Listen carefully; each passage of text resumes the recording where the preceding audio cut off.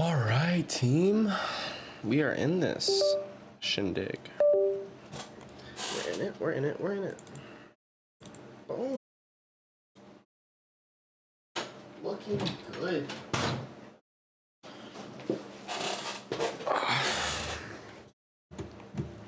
Let us script. Let us script. Let us script. Boom. Chaka-laka, laka, laka, laka, laka.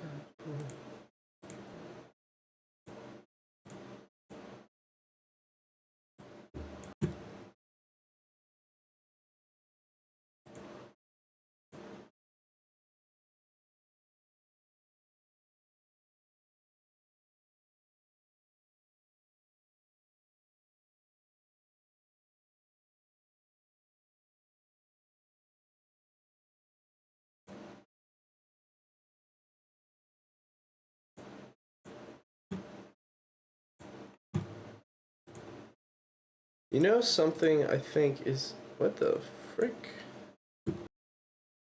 Is, if I can make that thumbnail cooler, I think.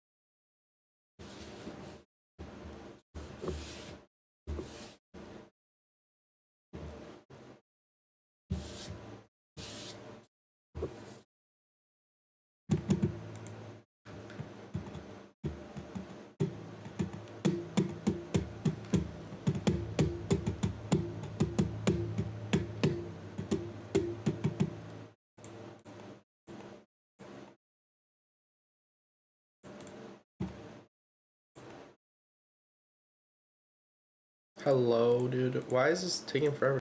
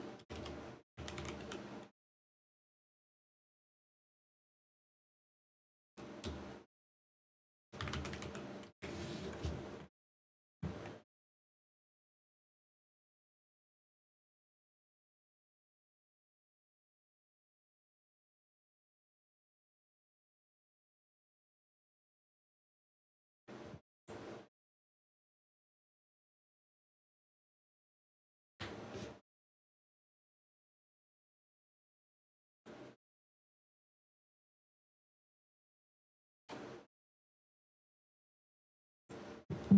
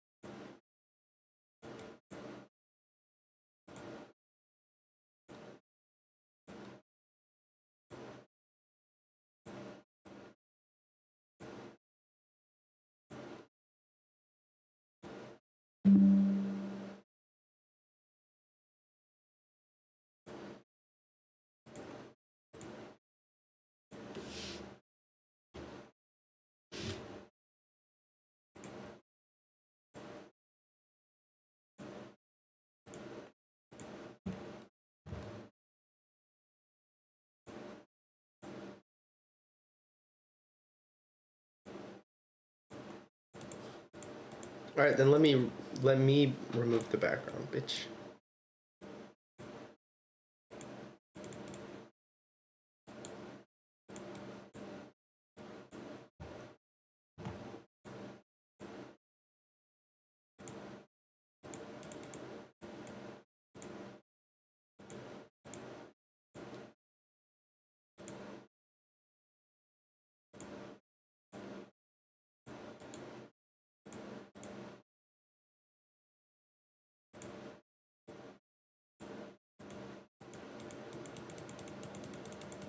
I can remove it.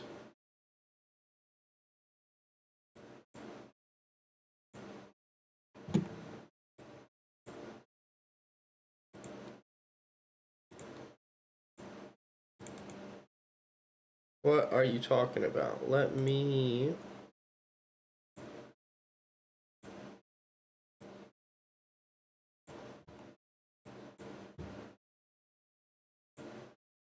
Does that work?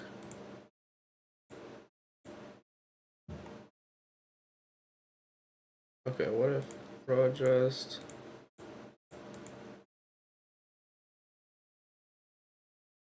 Reset adjustments... Background...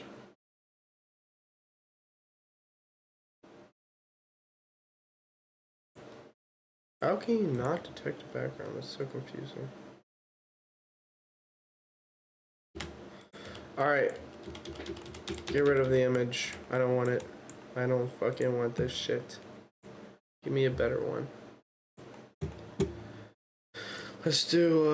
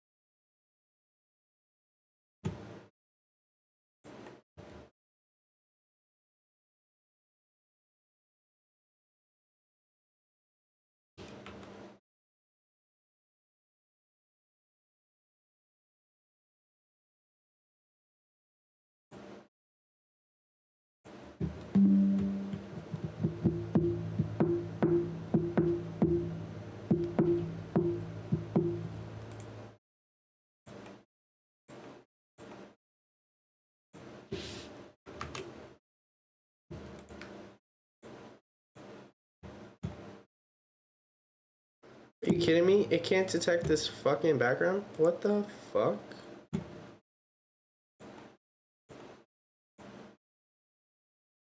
Bruh. You just can't detect anything nowadays.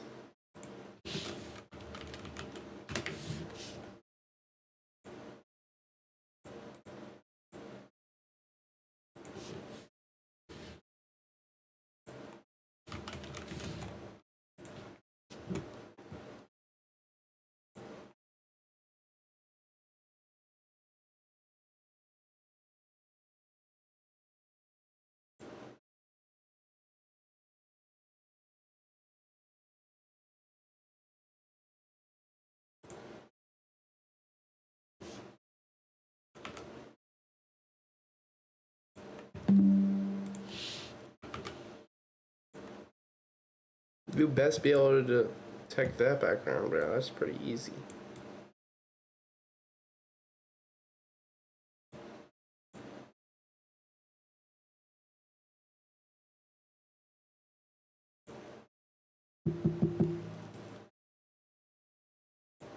Really, that's the center?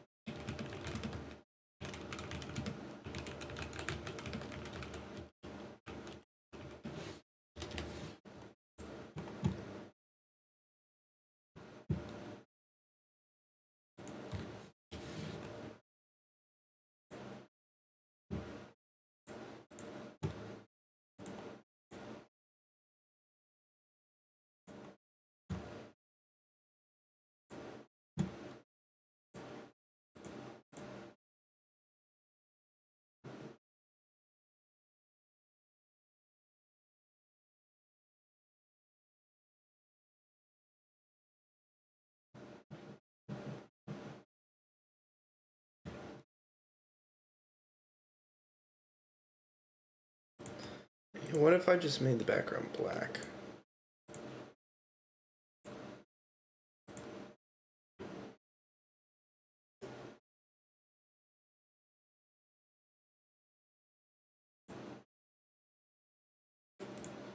The blue just seems slightly different.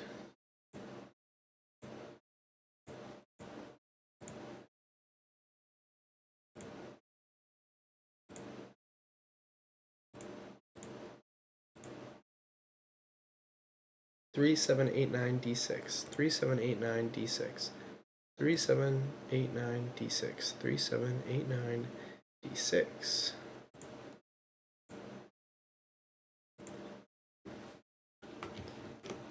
Three, 7, 8, 9, D6.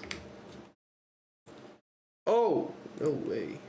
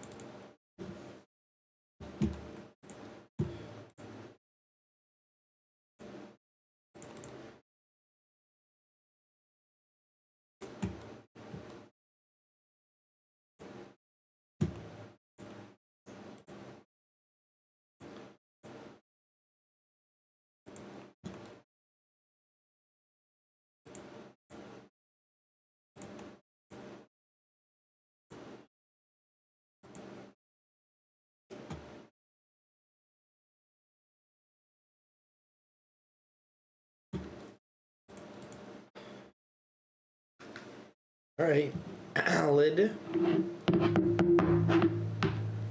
Valid.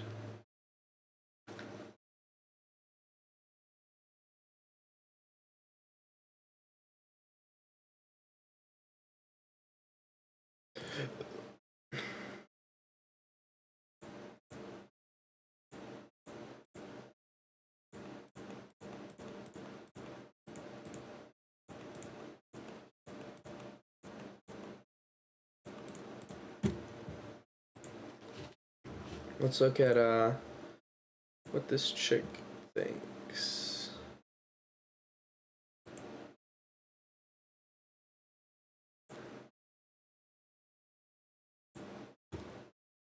You develop kind of survival strategies or coping strategies in, for example, in a difficult relationship like that. You learn how to cope with that, and you have these kind of safety behaviors. And as you grow up, you're in a different situation, right? You're not dependent on parents and stuff like that. But those survival strategies or those safety behaviors continue, and they get played out in your adult relationships. And I just love that therapy. It's great for looking at the patterns and the tend to feel stuck in their relationships, and how that reflects those that kind of just CAT for short. But that's just a fascinating therapy where it looks at the relationship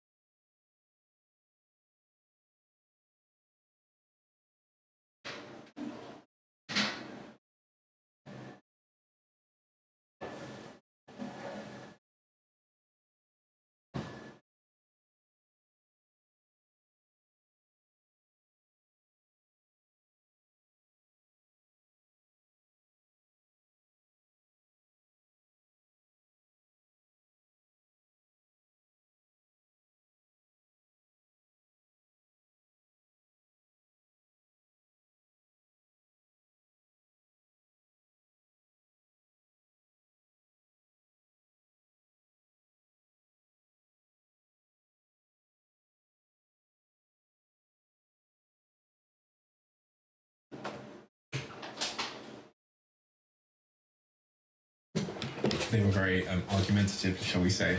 So it wasn't until I was 24, and I think because of journaling and writing and really this podcast, that I was able to realize that I even thought that, and I was having this like avoidant behavioral pattern where the minute I would pursue someone romantically, and the minute they would accept my advances, I would run for the hills and try and dissuade them out of being in a relationship with me. And I had no idea that core belief was in the back of my control center of my mind. Yeah, absolutely. And there's a really fascinating therapy called CAT therapy, actually. So it's cognitive analytic therapy.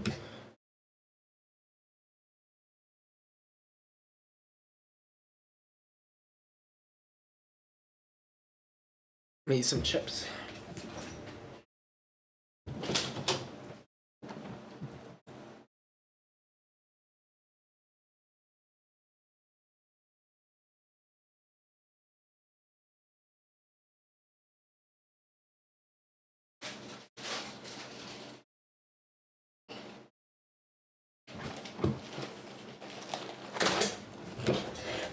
Just CAT for short. But that's just a fascinating therapy where it looks at the relationships that you have when you're younger. So when you're growing up with parents or siblings or family, and in those relationships you learn how to behave in the world, right? You learn about who I am, what to expect from other people, and what to expect from the world at large. And then you develop kind of survival strategies or coping strategies in, for example, in a difficult relationship like that. You learn how to cope with that, and you have these kind of safety behaviors. And as you grow up, you're in a different situation, right? You're not dependent on parents and stuff like that. but those survival strategies or those safety behaviours continue and they get played out in your adult relationships. And I just love that therapy. It's great for looking at at what to expect from other people, even with books that CAT for short. But that's just a fascinating therapy where it looks at the relationships that you have when you're younger. So when you're growing up with parents or siblings or family, and in those relationships you learn how to behave in the world, right? You learn about who I am, what to expect from other people, and what to expect from the world at large. And then you develop kind of survival strategies or coping strategies for example, in a difficult relationship like that. You learn how to cope with that, and you have these kind of safety behaviours. And as you grow up, you're in a different situation, right? You're not dependent on parents and stuff like that. But those survival strategies or those safety behaviours continue and they get played out in your adult relationships. And I just love that therapy. It's great for looking at the patterns and the cycles that people tend to feel stuck in their relationships, and how that reflects those early life experiences that are essentially outdated coping strategies. But it's really difficult. Something's been a lifetime of habit. You can't just break that by telling yourself to do that. So it takes time and it takes practice, and you literally kind of map out the cycle so that you learn to sort of acknowledge it in hindsight first of all. So you say, okay, last week that happened, and yeah, I went around the cycle. And then eventually you've done that enough that you start to recognise it when you're in it. So as you're about to do something, you think, hang on a minute, I know what this is predictable, I know what I'm doing. And in that moment, you then get this chance. This is the beauty of kind of awareness, is you then get this chance to choose whether you go with it, and sometimes you will, and you'll go around the cycle again, and sometimes you'll do this other thing that you've already worked out you need to do, and you break the cycle, and then you get the benefits of that. And so it's this really kind of long process of sometimes going around the cycle again, and then sometimes breaking it and finding this new life that you can create in your relationships and stuff like that. So, and it's incredible how life-changing that can be for people. If someone can't afford to go to cat therapy or whatever, is there a way at home or within their own life that they can sort of achieve the same outcome? I think I don't think it's a replacement for it, but I think definitely things like journaling and reflecting on experiences and trying to look at patterns of behaviour. So, I always find that, I don't know, when I'm with my boyfriend, we argue about this after I do this, and then you can literally sort of work it out on paper, just writing things down. What happened, then what happened next, then what happened next? How did I feel? How do I think they felt? How did then I feel when they said that? And you're really kind of just going through it. But keep doing that. Just doing it once won't necessarily open up everything. But when you keep doing it, you can work out patterns and the themes. And then when you start to get, a sort of knowledge of that cycle, you can then, begin to look at what's different. But sometimes it's really difficult to just know how to break the cycle. Sometimes that's a really difficult part of therapy for people, is working out, well, where can you break that cycle? Where can you exit and do something different? And what is that different thing? Because if you knew, right, you would just do it. So it's not easy. And I think, maybe that's another book to write, isn't it? It's talking about that relationship stuff, because it's so important to people. And sometimes having good friendships and people that you trust to talk through these things with can help to give you that other perspective, kind of fact checking some of your own, because when you're in it, it's so hard to see the wood for the trees, isn't it? It's so much easier once you've got stuff down on paper and you're kind of wood for the trees, isn't it? Kind of fact checking some of your own, because when you're in it, it's so hard to see the wood for the trees, isn't it? The wood for the trees? I don't know what that means.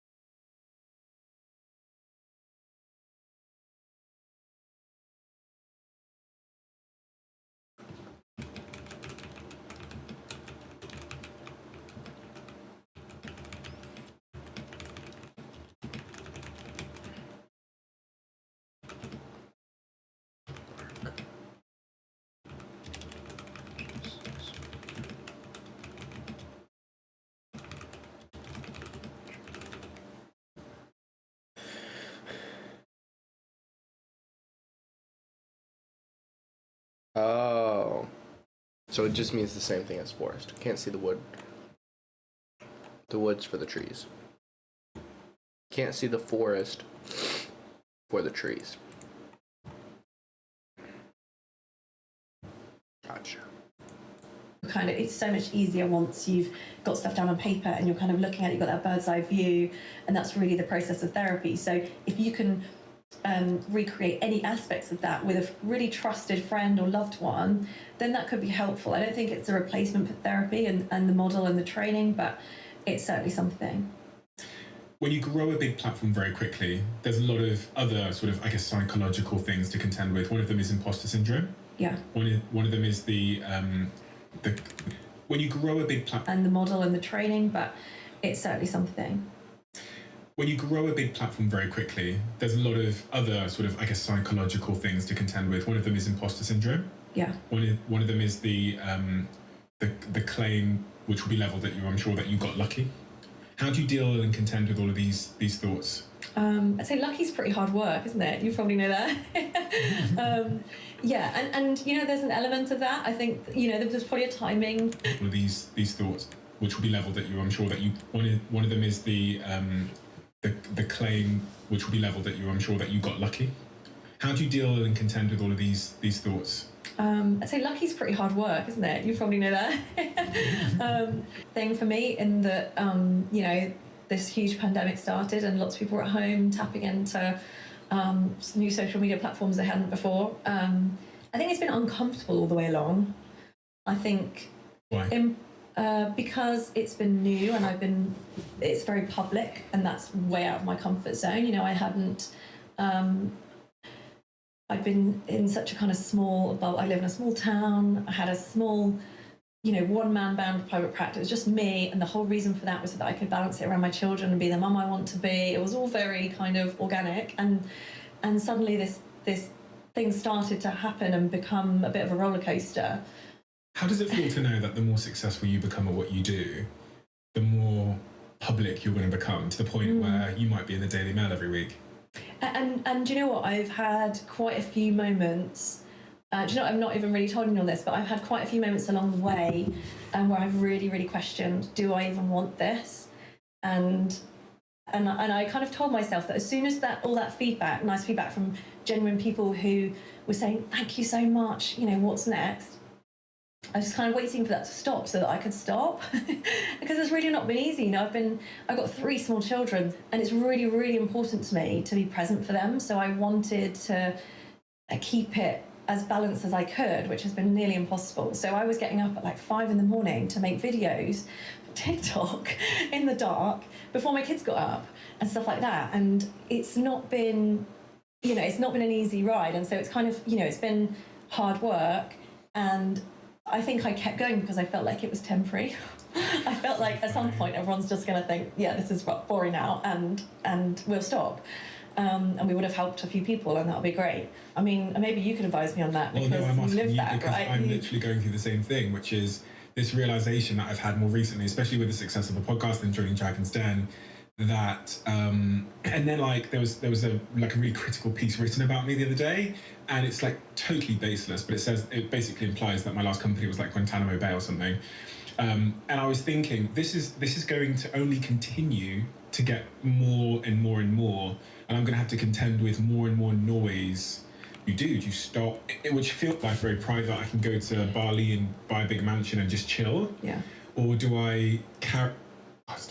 One of the things you spoke about there is about values, and much of what you talk about in your book centers around understanding what our real values are and our goals and what we should be aiming for and how to deal with certain situations.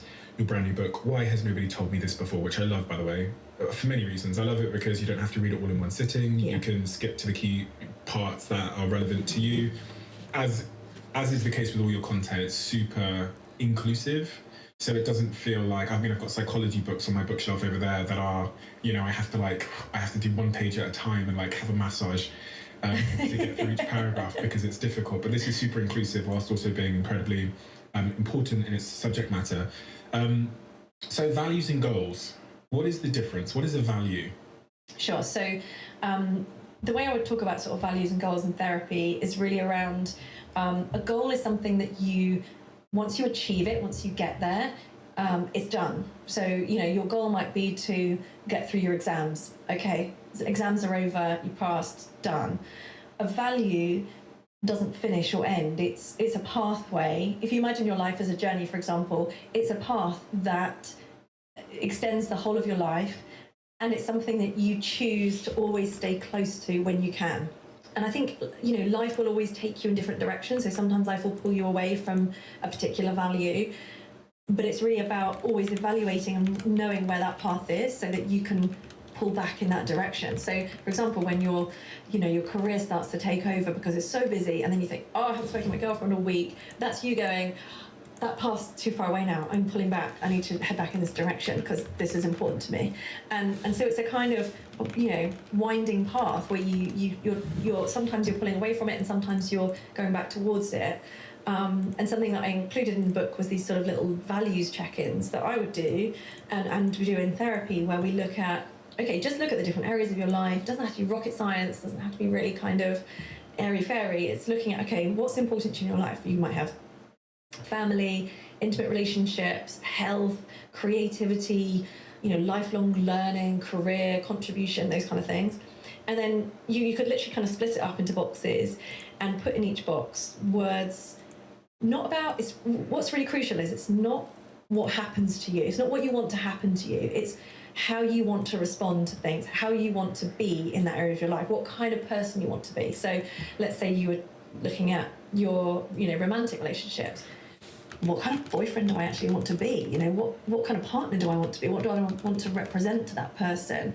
And how do I want to come at difficulties? How do I want to sort of respond to problems that we face? And you know, that kind of thing. So it's all looking at the attitude that you bring to that situation you're.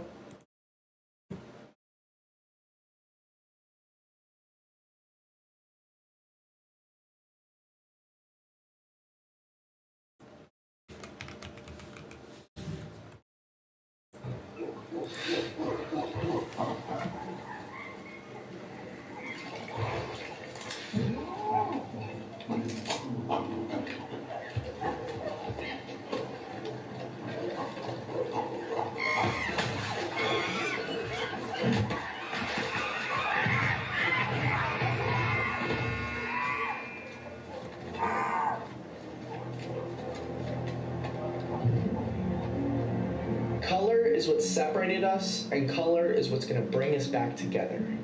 Maybe.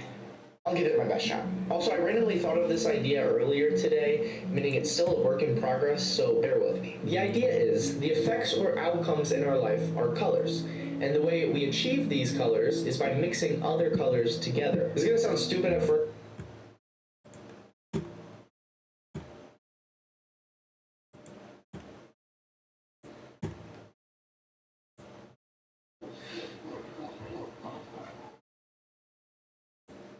And color is what's gonna bring us back together. Maybe.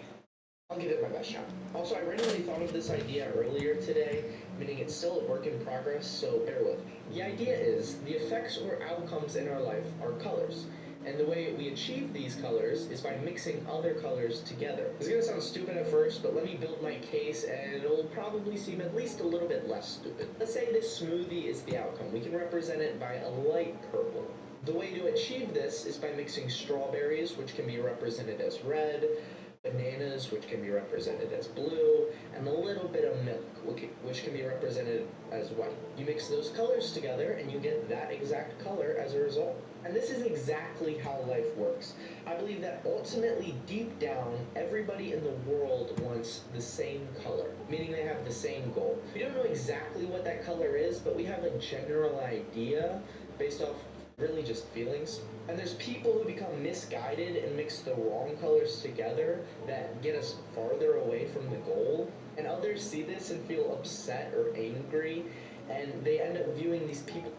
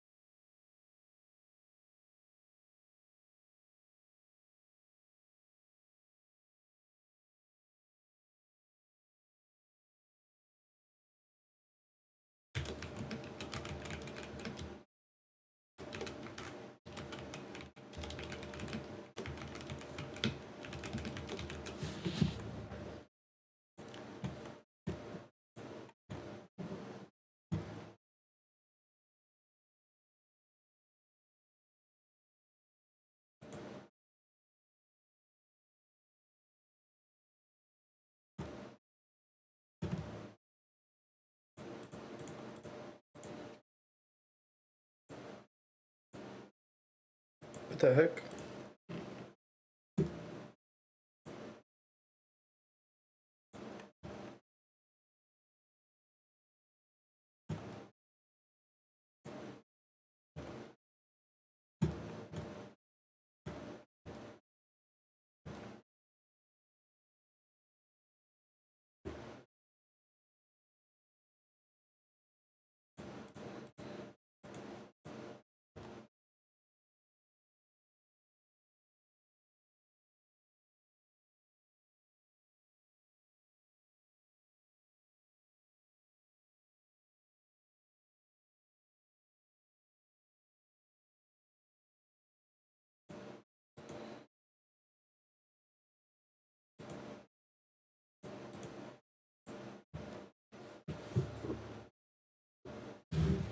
Bro, what the fuck?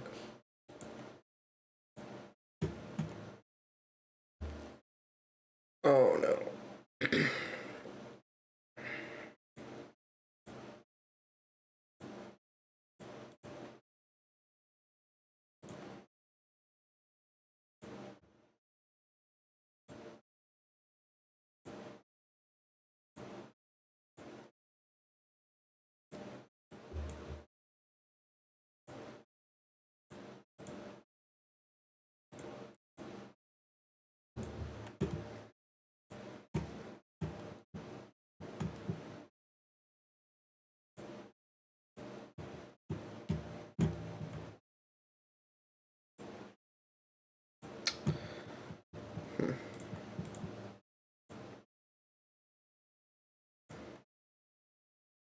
I gotta go for a walk.